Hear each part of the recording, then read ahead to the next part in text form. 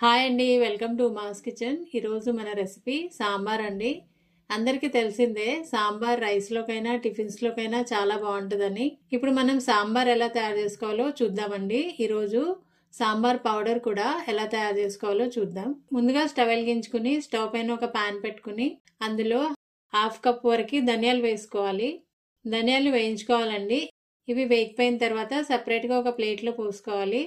తర్వాత 2 స్పూన్ల శనగపప్పు, 1 స్పూన్ మినపప్పు వేసుకుని వేయించుకోవాలి. ఈ రెండు వేగిపోయిన తర్వాత అదే పాన్ లో 1/2 స్పూన్ మెంతులు, 1/2 స్పూన్ మిరియాలు వేసుకుని వేయించుకోవాలి. తర్వాత 1 స్పూన్ జీలకర్ర వేసుకోవాలండి. ఇది త్వరగా వేగిపోతుందండి, అందుకే లాస్ట్ లో వేసుకుంటే సరిపోతుంది. తర్వాత నేను 10 వరకు ఎండుమిరపకాయలు తీసుకున్నా. మీరు కావాలంటే తక్కువ తీసుకోవచ్చు. ఫస్ట్ మిరపకాయలు వేయించుకోవాలి. మిరపకాయలు వేగిపోయిన తర్వాత 2 రెమ్మల కరివేపాకు వేసుకోవాలి. చూడండి, ఇలా ఫ్రై అయితే సరిపోతుందండి. ఇవన్నీ చల్లారాక గ్రైండ్ చేసుకోవాలి. చూడండి, మన సాంబార్ పౌడర్ రెడీ అయిపోయిందండి. చిన్న నిమ్మకాయ సైజ్ అంతా చింతపండు కూడా కడిగి నానబెట్టుకుని రసం తీసి పక్కన పెట్టుకోవాలి. అయితే ఇప్పుడు మనం సాంబార్ ఎలా తయారు చేసుకోవాలో చూద్దాం. నేను 2 చిన్న గ్లాసులు కందిపప్పు తీసుకున్నా అండి. పప్పుని 2-3 సార్లు శుభ్రంగా కడుక్కుని తర్వాత నానబెట్టుకోవాలి. ఒక అరగంట అయినా నానబెట్టుకోవాలి. నానబెట్టుకుంటే పప్పు బాగా ఉడుకుతుందండి. తర్వాత పప్పుని మెత్తగా ఉడికించుకోవాలి. చూడండి, పప్పు ఉడికిపోయింది. ఇప్పుడు దీన్ని పప్పు గుత్తితో మెత్తగా మెదుపుకోవాలి. ఇప్పుడు స్టవ్ మీద ఒక గిన్నె పెట్టుకోవాలండి సాంబార్ చేసుకోవడానికి. అందులో 3 టేబుల్ స్పూన్స్ వరకు ఆయిల్ వేసుకోవాలి. ఆయిల్ కొంచెం వేడైన తర్వాత అందులో మనం కట్ చేసుకున్న వెజిటేబుల్స్ వేసుకోవాలి. సాంబార్లో చాలా మంది చాలా రకాల కూరగాయలు వాడుతూ ఉంటారండి. నేను సొరకాయ, ములక్కాయ, క్యారెట్ వేస్తున్నా అండి. కావాలంటే ఇంకా వెజిటేబుల్స్ యాడ్ చేసుకోవచ్చు, మీ ఇష్టం. ఇలా క్యూబ్స్ లా కట్ చేసుకుంటే సాంబార్లో కొంచెం కనిపిస్తాయండి. వీటితో పాటే పచ్చిమిరపకాయలు ఇంకా కరివేపాకు కూడా వేసుకుని ఒక 4-5 నిమిషాలు ఇలా ఫ్రై చేసుకుని మూత పెట్టుకుని కొంచెం మగ్గనివ్వాలండి. ఇవి కొంచెం మగ్గిన తర్వాత 2 పెద్ద ఉల్లిపాయలు ఇలాగే క్యూబ్స్ లా కట్ చేసుకుని వేసుకోవాలి.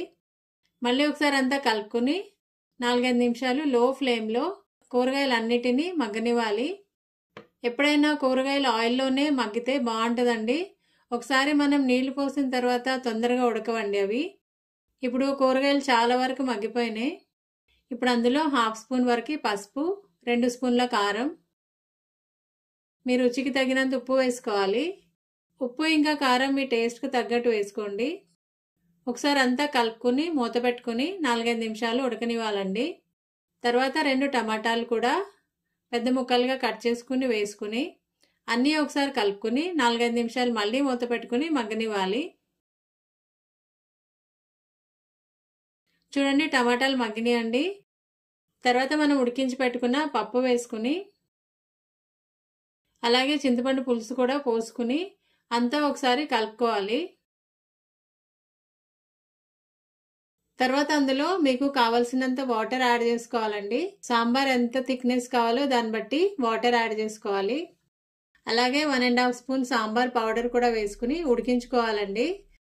సాంబార్ పౌడర్తో పాటు చింతపండు, కూరగాయ ముక్కలు అన్నీ కలిపి ఉడికితే మంచి టేస్ట్ వస్తుందండి. ఒకసారి టేస్ట్ చూసుకోండి, సాల్ట్ తక్కువ అయితే కొంచెం కలుపుకోవచ్చు.